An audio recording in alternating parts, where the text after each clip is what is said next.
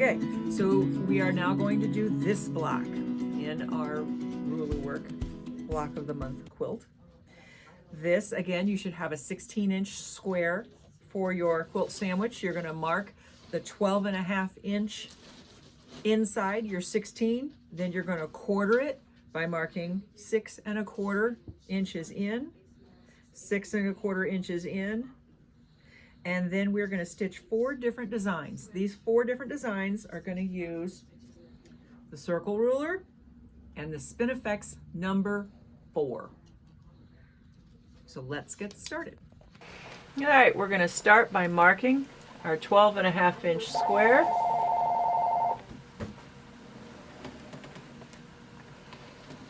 I am using a friction pen. I do not worry about the white lines coming back. If they do, I can wash my quilt with detergent and that'll take it out. So, like I said, not too concerned about that. Okay, now I've got my square. I'm going to do my quadrants. So 6.25.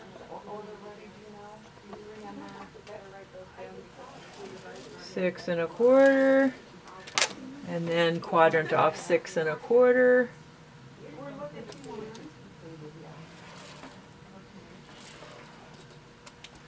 Okay, and again, because we're going to spin, we're going to mark these off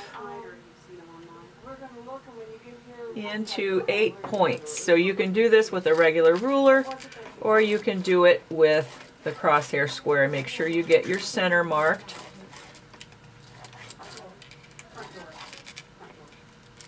In each of the blocks. Was it fabric though, or just? Okay, we can get it. We'll get it together then. We'll find it and get it together. All right. Thank you. All right. It's a busy place in here, guys. There's no quiet place to do anything, so you're going to hear the phone and you're going to hear people talking throughout every one of these videos until we get in our new building. Which, some fun news about that, we're actually going to have a designated studio built in a quiet place in that building. We just talked to the contractor and our banker about it yesterday. So how cool is that?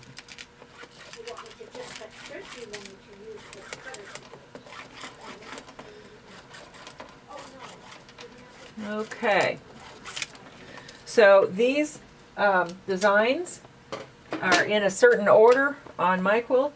Does it have to be in the same order on yours? Nope, it does not. So, doggone it. Those pesky thumbtacks, there it is. Those pesky thumbtacks are always disappearing on me. All right, so the first thing we're going to do is we are going to use, let's see, what are we going to start with? Let's start with, let's just start with this one. We're not going to use a thumbtack on this one. We're going to take our Spinifex number 4. We have our tape down on both sides, and again, just a reminder, I have a quilting needle in, my ruler foot is on, my feed dogs are down, my glider is on. I have adjusted the height so that everything is where I want it to be. And now I am going to, on this square, I'm going to bring up my bobbin thread smack dab in the center of this block. So here's my bobbin thread coming up. And I'm going to lower everything so I'm right in the center. So I'm dead center on this block. And that's kind of a lot of thread, so I'm going to cut this thread back so I'm not having to mess with all that thread. Okay. So I have the small side of this ruler facing down. It's nestled right around the foot. I have the top of it. There's a line right through the center, and it's on the drawn line. And all I'm going to do is stitch right along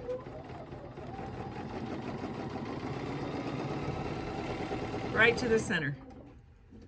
Then I'm going to rotate it, that center line at the top of the wide part of the ruler. is centered on my line. I'm going around, I'm stopping back at the center. And I'm going to do that 8 times, going all the way around. And I am in effect making an 8-petaled little flower.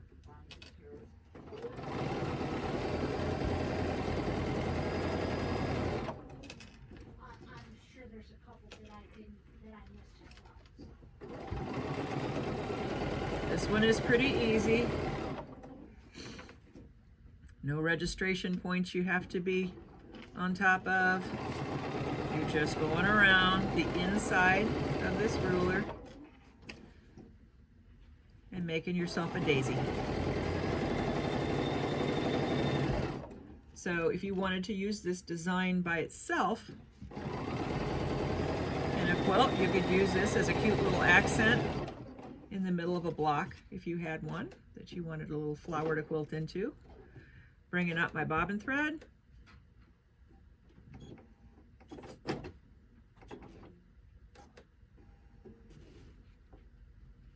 And there it goes. And just to keep this neat as we're going around, I'm going to go ahead and bury my threads. So I have my needle stuck through my shirt, which is where I usually keep it, otherwise I lose it.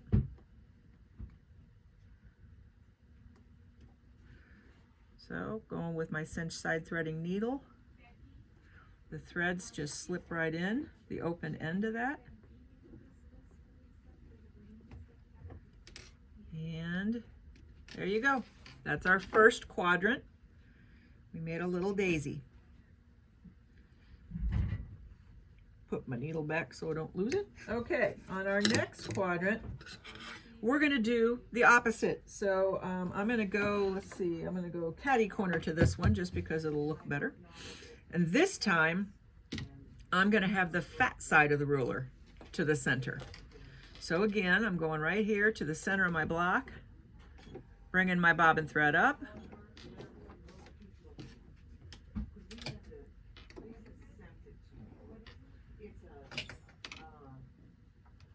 There's my bobbin thread.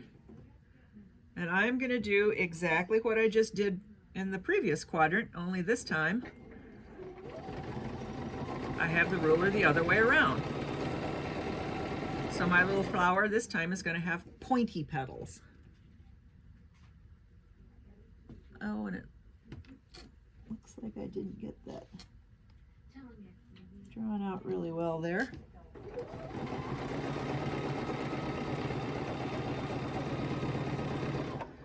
I'm always coming back to the center with each rotation.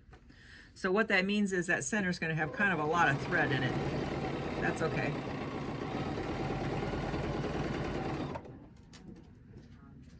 I'm rotating around again 8 times.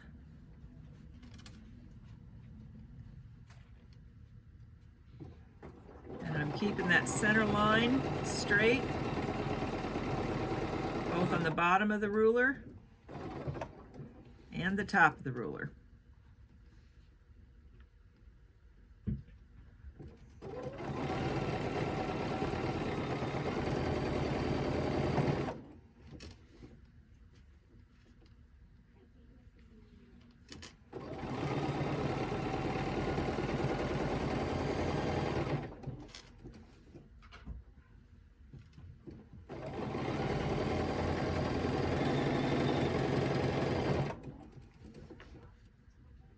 And there's my last one. I end in the center. And again, I'm going to bury those threads. So I'm pulling my, get my finger underneath there. I'm pulling my bobbin thread up, if I can get a hold of it. There we go.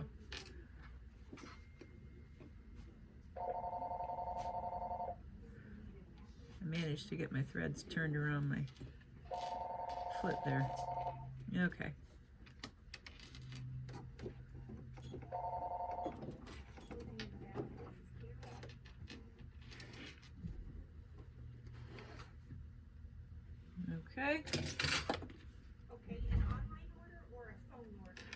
And I got a lot of thread going on here.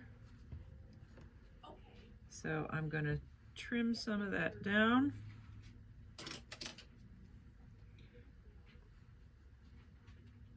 And I managed to stitch down my loose thread, so I'm just going to pull that out so that's not showing there.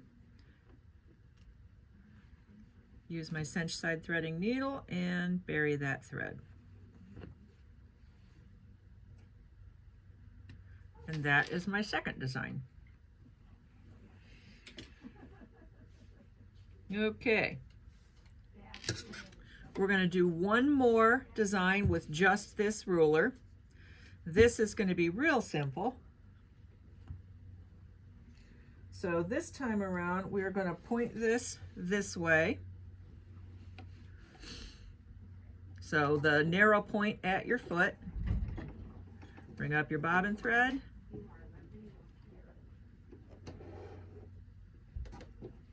Okay. This is easy, easy, easy, but you got to think your way through this. So I make my petal like I did before. Now I want to go up a 1/4 inch. So I am going to simply stitch straight up until the back of my foot is on top of where I started stitching. I'm going to push my ruler up. I'm making sure that the lines remain straight. And I'm making another petal. Now I'm going to do the same thing. I'm going to stitch straight up till the back of my foot touches the bottom of my second petal. Push up my ruler. Make sure my lines are straight at the top and the bottom. And I'm making a third petal. Okay, I came back to the center. Now I'm going to travel, which means stitch on my previous stitch line, right straight to the center.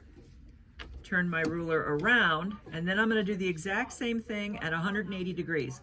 It is important when you're doing these kind of designs to do 180 degrees so that you don't skew your quilt sandwich. So if I do this up here and I'm not filling in evenly all the way around, I don't want to go here because there's too much space between here and here, and I can skew my sandwich. So I'm going to go here, I'm going to come 180 degrees. I'm going to do it this way. Okay, I know that my stitch line is lined up. Front and the back of my ruler. I'm making another petal. Again, stitch up. The back of my foot touches my previous stitch line. Okay, now I'm going to travel again right back to the center. And now I can do each side. This is a pretty simple one.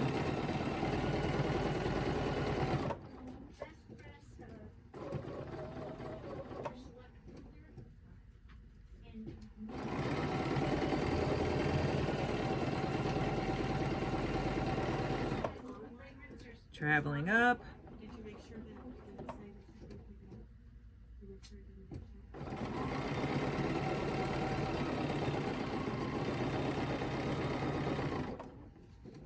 And I'm traveling back to the center again.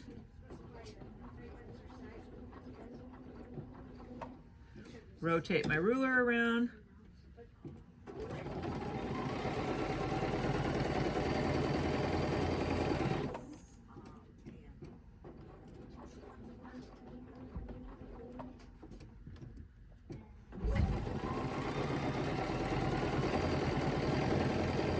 This is an easy one.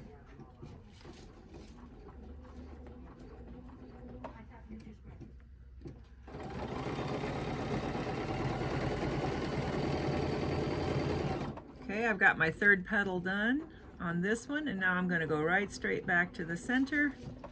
And again, I'm going to raise my bobbin thread.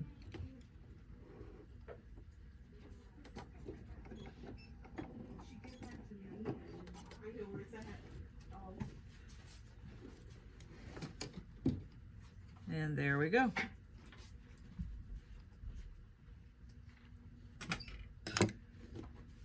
And again, I'm going to bury these threads so I have a nice neat block. Take my cinch side threading needle, slide those threads right underneath there. I think I may have cut one too short, but that's okay. I did. So I'll just cut that one little rogue thread there. And there we go. That's our third quadrant. And now you get to switch to a different ruler to make the fourth one. So on the fourth one, we're going to use our circle ruler to start with.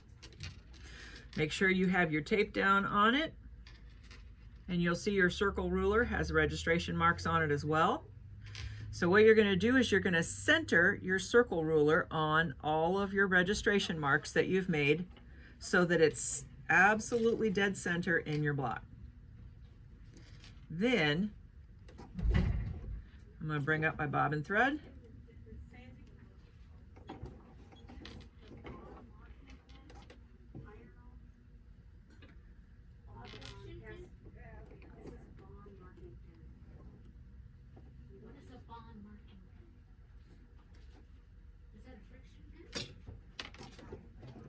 Okay, and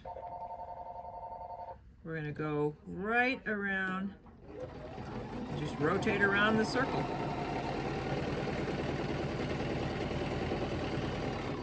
Okay, now here is a fancy schmancy feature on these rulers that you're going to learn. I keep mine taped down just so that they don't wiggle on me, but you can take the little puzzle piece out of your ruler and it'll slide right off of your foot and you don't have to break your thread. Thank you. Bye. And you have one right here on this one. So now I don't have to cut the thread. I can slide this ruler right on here and it'll make life much easier. It's one less thing that I have to bury. Now, the one thing you do have to navigate is you're going to have to get underneath this thing and get your thumbtack right in the center of this block. So if you push your ruler up to the top of your foot, you should be able to get that just like that without taking anything off, and that saves you one place to bury threads. Okay, so I got that on there. I haven't had to break thread, and now I'm going to turn this into a cute little sunflower. So I'm going to stitch around right back to my circle. This ruler is not the same as the Spinifex number 36, which we used in our first block. You're going to have to take it off the pin. And then you're going to stitch travel very carefully right along your stitch line until you get to your next registration mark, which would be your diagonal. Slide your ruler back on your thumbtack. Make sure your ruler is straight with your diagonal line, and make another petal. Get to the center, take your ruler off the pin, travel till you get to the next line, which would be your straight up and down line. Put your ruler back on your thumbtack. Make sure you're straight. Stitch around. Take your ruler off your thumbtack. Stitch to your next registration line, which in this instance is another diagonal.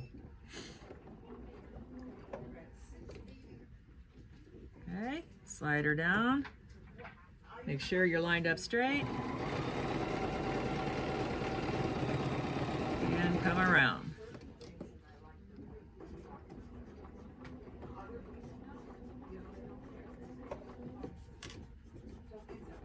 You're going to make 8 of these.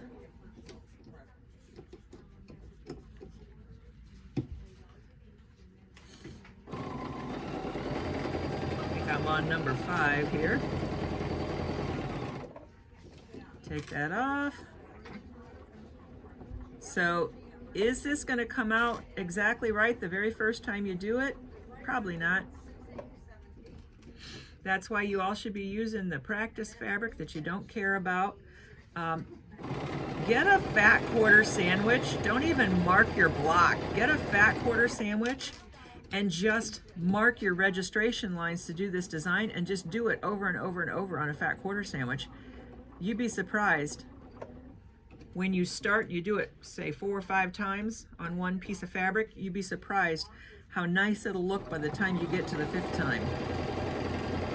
Practice makes perfect. This is not something you pick up in a day. It's not something that you take, you know, a couple of little classes on and then all of a sudden you're going to start quilting queen size quilts. That's not how this works. Practice makes perfect. It's fun to do. And it's fun to see your progress as you practice. All right, I'm all the way around, and I am now raising my bobbin thread.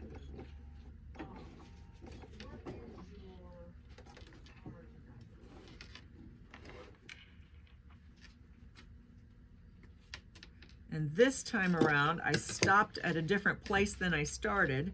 So this time around, I'm going to have 2 pieces of thread to bury. One from where I started. Right in there.